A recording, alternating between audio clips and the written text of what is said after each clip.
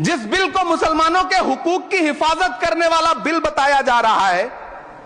उसी को पेश करने के लिए और उस पर बात करने के लिए लोकसभा में भाजपा सरकार के पास एक भी मुस्लिम सांसद नहीं है। जिस वक्त, मैं लोकसभा कह रहा हूं, सुना करिए, जिस वक्फ बिल को मुस्लिम महिलाओं को हक दिलाने वाला बताया जा रहा है, उसे संसद में पेश करने वाली पार्टी के पास न तो राज्यसभा में, न लोकसभा में, न देश की किसी विधानसभा में एक भी मुस्लिम महिला सदस्य नहीं। कल किरण रिजिजू जी कह रहे थे कि रेलवे की जमीनें देश की जमीनें हैं, डिफेंस की जमीनें देश की जमीनें हैं। हां मंत्री जी, हैं, बिल्कुल हैं।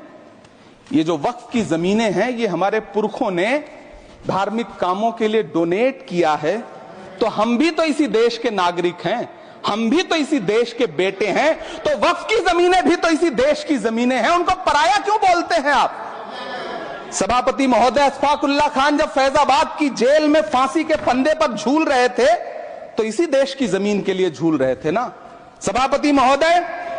अंडमान की जेल में काला पानी की सजा काटकर अपनी जान देने वाले मौलाना फजले हक खैराबादी हो या शेर खान अफरीदी हो, वो भी तो इसी जमीन के लिए अपनी जान दे रहे थे ना।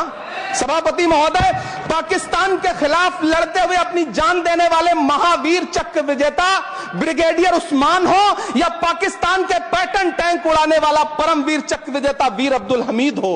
वो भी तो इसी जमीन के लिए अपनी जान दे रहा था ना। और मंत्री जी, मैं इस सदन में अलग ऐलान ये कहता हूं कि जब भी इस देश की जमीन को लहू की जरूरत होगी, आपसे 2 कदम आगे इमरान खड़ा मिलेगा, ये मैं आपसे यकीन दिलाते हुए कह रहा हूं।